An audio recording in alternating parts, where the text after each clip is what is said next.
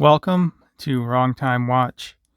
My name is Kevin, and today we're looking at the Traska Summiteer Generation 1 and Generation 2. Now, right off the bat, I'd like to, not really apologize, but yeah, I guess apologize. This is a blue dial and this is a black dial. I actually purchased both of these used. I thought they were the same color, but they're not. So with that aside, we'll look at the differences between Gen 1 and Gen 2. I will try to keep Gen 1 in my left hand and Gen 2 in the right. As I mentioned, this has the midnight blue dial, and this is the charcoal black dial. I actually have another Gen 1 Summiteer. I'm not sure how I managed to buy two different Gen 1 Summiteers, but I did. So we'll show that one a little bit later. So other than the dial color, you can see that the second hand on this one is white and this one is silver.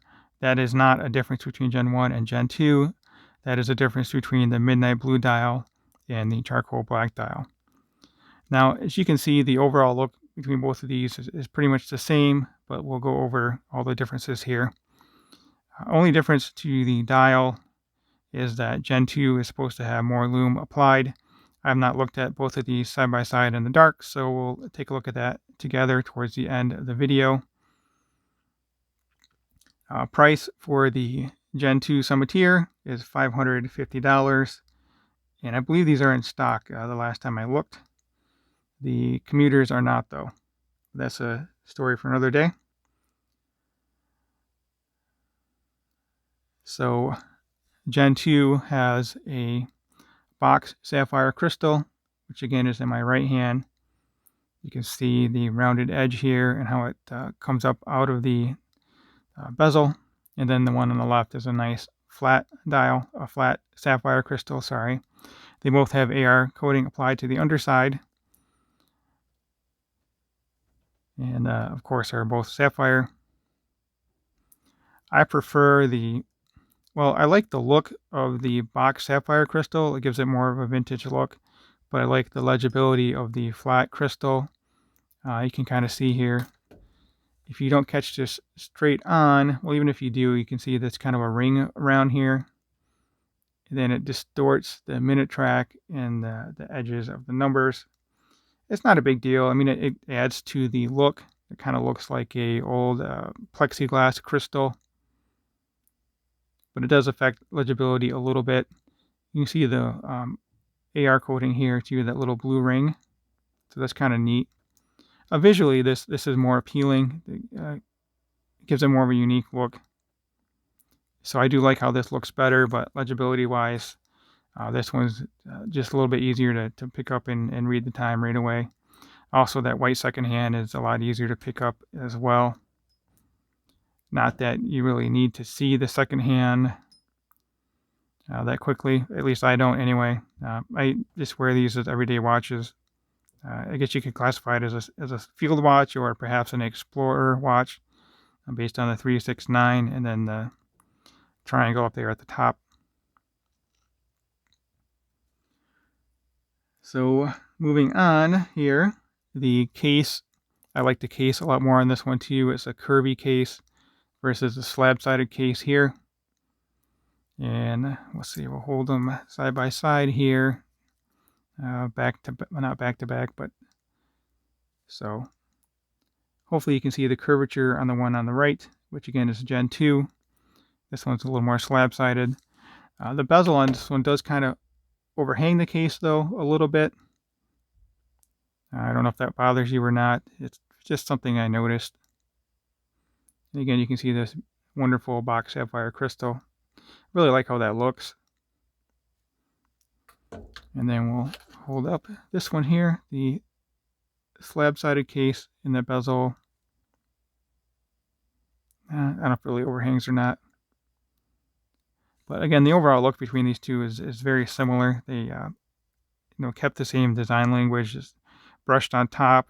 The edge of the bezel is polished on both of these. Then you have this polished bevel here. And other than that, everything is brushed. Also, you may have noticed that the coatings between these two is a little bit different. This one's a little more of a copper color, I guess. I don't know, but this one here looks more like a stainless steel watch. Let's see what I have here. Do I have? Okay, yeah, I have my SKX. Usually around here somewhere. So you can see it has more of a stainless steel look to it versus this. I don't know how you would describe this color. Kind of a copper tint to it, maybe. I don't really know. But I know some people don't like the color of both of these watches, but I don't mind it. It looks different. And different is good in the watch world. Kind of hard to differentiate yourself.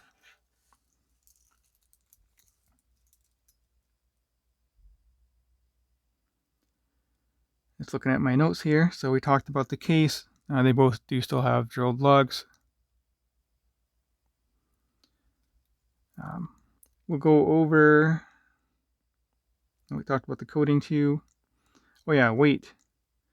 Version 2 is 119 grams, size for my 6.5-inch wrist.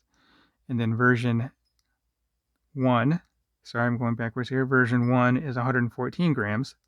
So version 1 is slightly lighter. I would attribute that to the crystal, but I really don't know why it's different. So we'll continue with the dimensions. Version 1 is 46 lug to lug, 39 diameter, 10.2 thick, and it has 20 millimeter lug width, which tapers down nicely to 16. Both of these watches wear very well on wrist. They have this same polished milled clasp. This part of the clasp is stamped. Yeah, I just banged my watch on the glass tray there. We do have a polished bevel here, and then for micro adjust. And actually, since we're here looking at the case back, this one does have a display case back, and the other one does not.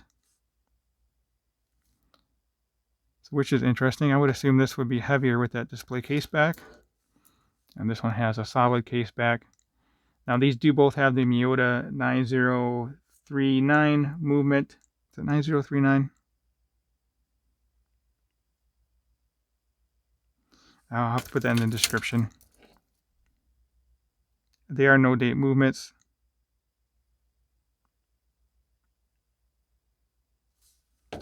Yeah, I'm almost positive it's the 9039. So I'll put that in the description. Yeah, sorry about that. Didn't write that on my notes for some reason. But they do both have the same movement. Oh yeah, 6.9 millimeter crown versus 6.3 millimeter crown here. And it is a different shaped crown. Although this crown is narrower in diameter, it does stick out of the case a little bit farther. I wasn't able to measure that exactly. Just looking at it by eye, it looks to stick out a little bit farther. And it does have a nice little, it's not really a chamfer, but it's cut down on the edge here.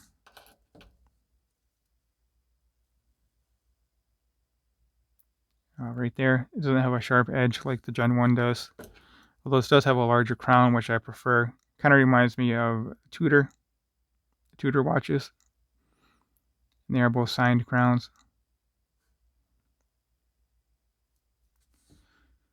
So, okay, rest of the dimensions. Lug to lug, 46.4, which is 0.4 of a millimeter longer than this one.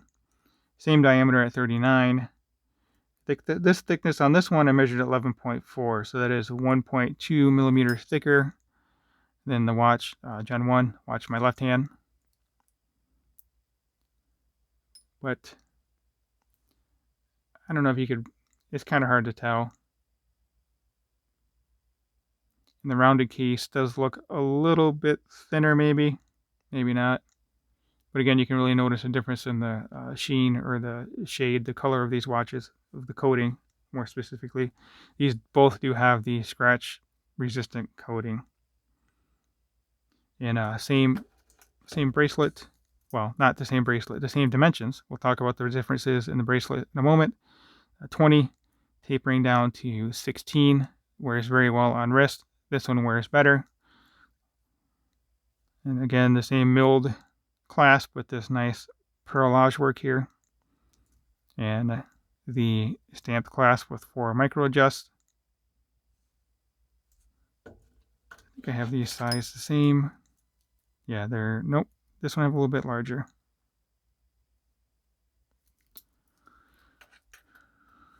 So, with all that said, another difference on the bracelet, which I did not notice at first, maybe you have, is Gen 1. This is all one link here. These 3 pieces are one. I don't know if it's a solid link, but it does not articulate. Looks like 3 separate pieces that are perhaps pinned together. I'm not sure how they manufacture these. So these 3 links, one piece. And then Gen 2, these are all individual pieces. So each piece fully articulates. I guess I would call this perhaps a double pivot link. It does have just the one screw here though. So when you take it apart, these pieces stay together. They are pinned together. But this one articulates a lot better on wrist. But they both feel very well on wrist. They feel very good on wrist. And they do have the female end link, which I really appreciate, having a smaller wrist. So the lug-to-lug on the case is a true lug-to-lug bracelet. With that male center link, it always extends the actual lug-to-lug while you're wearing it on bracelet.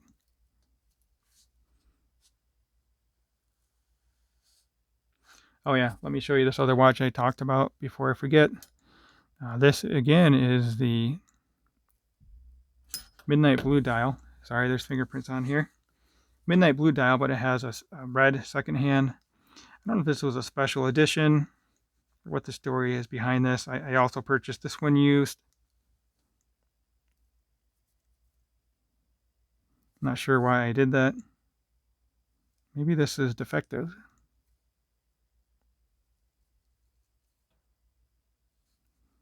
Some kind of residue on the dial here, on the crystal, sorry. I have not worn this watch. Apparently I like to buy watches and put them in boxes and never wear them. But that will be changing. Or I'll be buying less watches. I don't know. But anyway, just please ignore this smudge for now. Just take a look at the red second hand versus the white second hand. You both do have the Midnight Blue dial. So let me know which one of these you prefer. I like the white second hand. For some reason, this reminds me of the Joker from Batman and Robin, you know, the cartoon or TV show, whatever, movies. Again, display case back.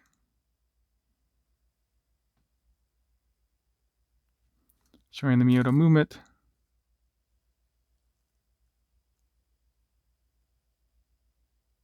Yeah, okay, right there on the rotor, it does say 9039, so as I suspect it is a 9039 movement. Maybe that's the serial number on the back of that one.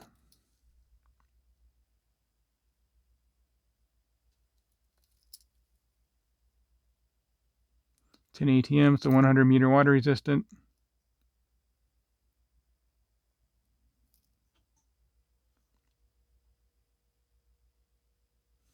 Interesting. We'll look at the back of this one too while we're at it. The Gen 2. They all appear to be serialized. So let me know in the comment section which of these you prefer. I'm not sure which of these I'm going to keep. Well, I know I'll be selling this one.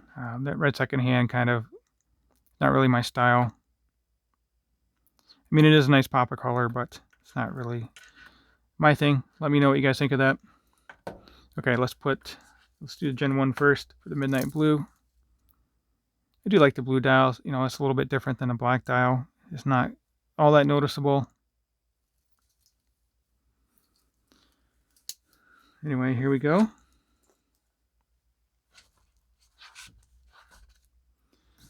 think that's everything I wanted to cover. Hopefully I didn't miss anything from my notes here.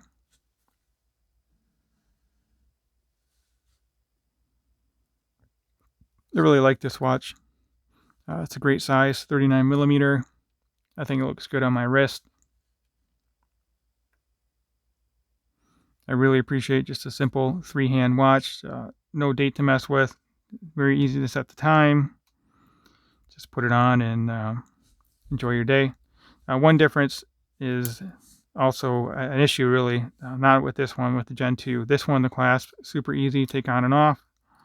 The Gen 2 does have a sticky clasp, so I'll have to get a hold of Traska again, just like I did for the commuter. I feel a little funny about contacting him again because I already got a replacement clasp for the commuter, which I no longer have. But I'll reach out to him again. Yeah, right. You can kind of right there. It's sticking. Doesn't. Oh, yeah, there we go. I don't know. I don't know if that'll bother me enough to. I'll just reach out to him.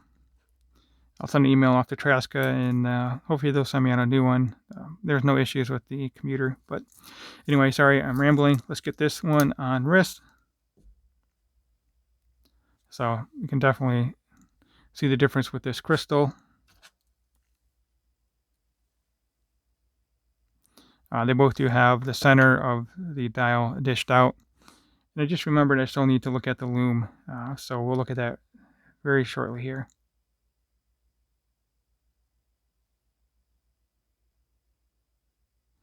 You know what? I didn't zoom out. So let me zoom out real quick. Not too much clutter in the background.